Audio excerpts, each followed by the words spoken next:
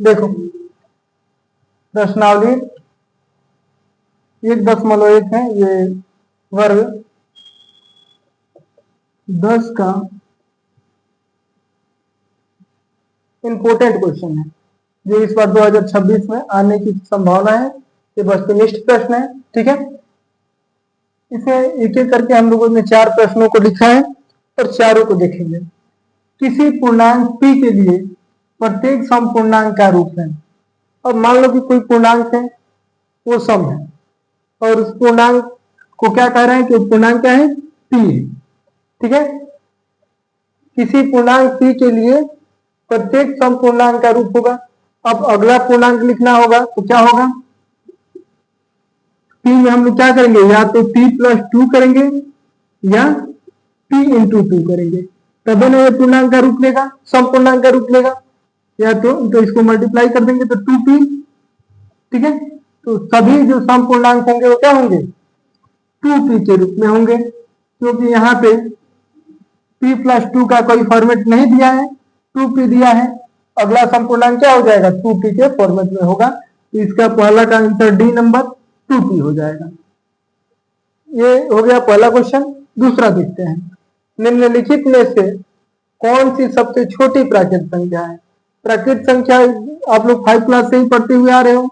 प्राकृत संख्या किसे कहते हैं, गिनती की संख्या को प्राकृत संख्या कहते हैं, जैसे 1 2 3 4 5 6 7 अनंत तक यह क्या हो जाएगी, प्राकृत संख्या हो जाएगी, ठीक है। इसमें से सबसे छोटी प्राकृत संख्या, तो सबसे छोटी प्राकृत संख्या कहाँ से स्टार्ट होती है, 1 से स्टार्ट होती है। तो इसका आंसर क्या हो जाएगा, सी नंबर। √12 का परिमीकरण गुणांक क्या होगा। √12 का परिमीकरण गुणांक जब निकालना होगा तो 12 का, तो देखेंगे कि 12 को जब हम लोग तोड़ते हैं तो रूट के अंदर टूटता है 2 × 2 × 3, इसका जोड़ा निकल जाता है, 2 बाहर निकल जाएगा, √3 बच जाएगा। इसमें कितना से हम लोग मल्टीप्लाई करेंगे, गुणा करेंगे कि ये क्या परिमीकरण हो जाएगा, तो √3 से। तो √12 का परिमीकरण गुणांक क्या होगा, √3। तीसरा का ऑप्शन ए हो जाएगा, ठीक है। आगे दिया है क्वेश्चन, यदि 130 बराबर 15 × 8 + 10, इसका मतलब हुआ कि 15 का हम लोग गुणनखंड करें तो मुझे तो 15 × 8 + 10 बच जाएगा, एवं 15 बराबर 5 × 3 + 0, 5 की पारा 3 बार तो 15, 0 बच गया तो 0। तो महत्तम ये वही संख्या को फिर से लिख दिया है, 130 15 होगा। 130 और 15 का महत्तम क्या होगा, यहाँ पे आप लोगों को दिख रहा है 15 में 5 है ना, इसको भी जब हम लोग तोड़ेंगे किसमें टूटेगा, 5 × 3 में टूटेगा।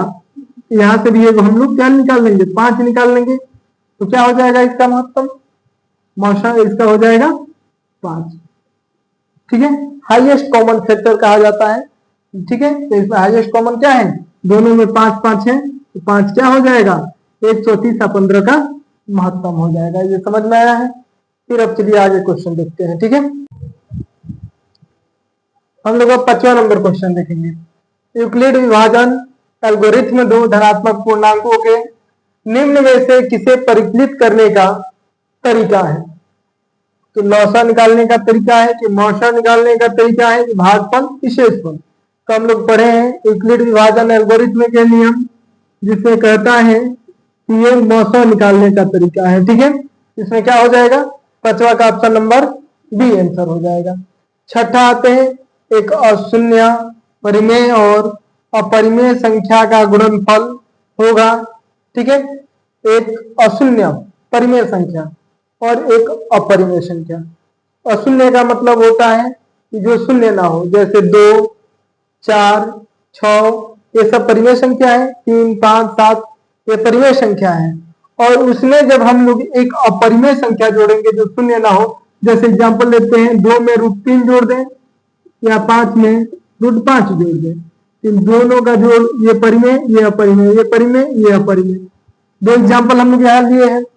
अब इन दोनों को जोड़ेंगे तो दोनों क्या होंगे, अपरिमेय संख्या होंगे, ठीक है। तो इसका ये क्या होगा, हमेशा एक अशून्य परिमेय और एक अशून्य अपरिमेय संख्या का जोड़ गुणनफल हमेशा यहाँ गुणनफल कह रहा है, तो एग्जाम्पल में हम लोग जोड़ लिए, लेकिन गुणनफल लेते हैं तो 2 में √3 से गुणा करेंगे तो 2 √3 होगा, 5 में √5 से गुणा करेंगे तो √5 होगा। तो हम जोड़े या गुणा करें क्या होगा, अपरिमेय ही होगा। तो हमेशा क्या होगा, इसका अपरिमेय ही होगा। ठीक है, अब अगला क्वेश्चन हम लोग देखते हैं 7 नंबर। 7 नंबर क्वेश्चन है 45 तथा 60 का मौसा क्या है।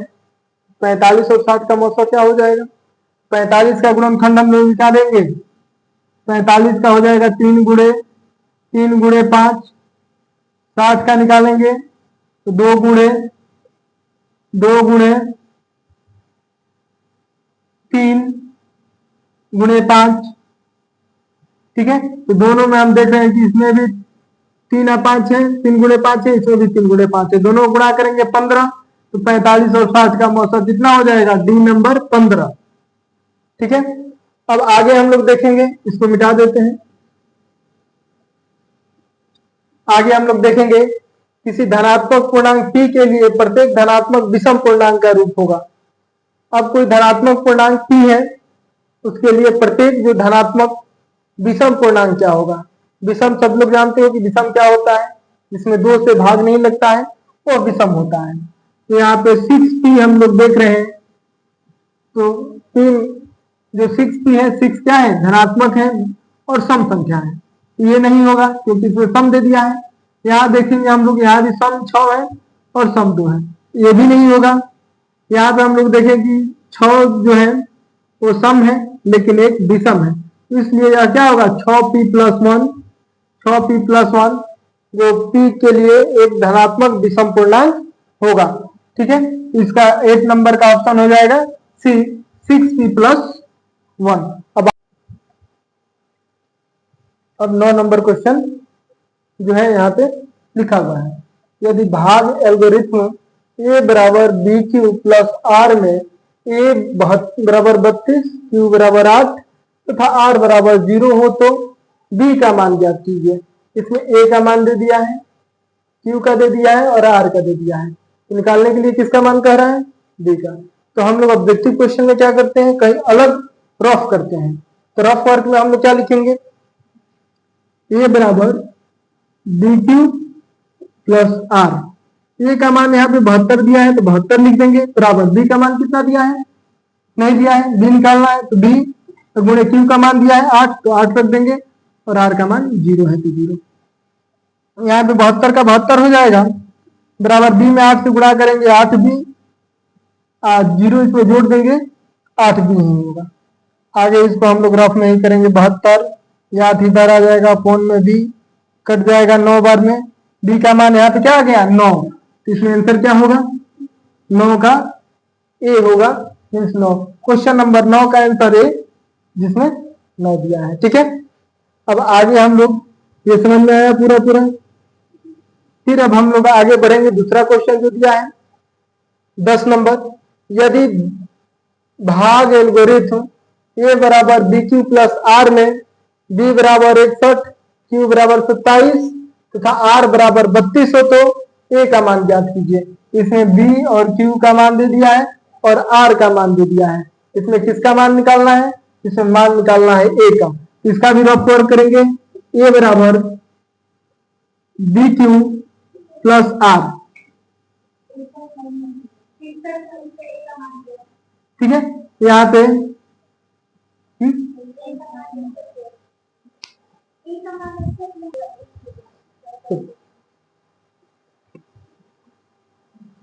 चलो आगे इसको करेंगे। b का मान हमें दे दिया है, एक साथ रख लेंगे, q का मान हमें दिया है 27, यहाँ पे 27 रख लेंगे, प्लस r का मान दे दिया है 32, यहाँ 32 रख लेंगे। अब इन दोनों में गुणा कर लेंगे, किसमें 27 में 61 से गुणा कर लेंगे, तो यहीं पर रफ में गुणा कर लेते हैं। 27 गुणे 61 7 हो जाएगा, 2 हो जाएगा, 6 के पहाड़ा 7 बार पढ़ेंगे 42, 6 दूना 12 4 16 हो जाएगा, जोड़ देंगे 7 2 2 4, 6 का 6 1, क्या हो जाएगा 1 6 4 7 प्लस 32। अब दोनों को जोड़ेंगे, यहाँ पे तो लिख देते हैं नीचे 7 2 9, 4 में 3 को जोड़ेंगे 7, 6 और 1 उतर जाएगा। ठीक है, 1679 इसका आंसर हो जाएगा। तो 10 का आंसर क्या हो जाएगा?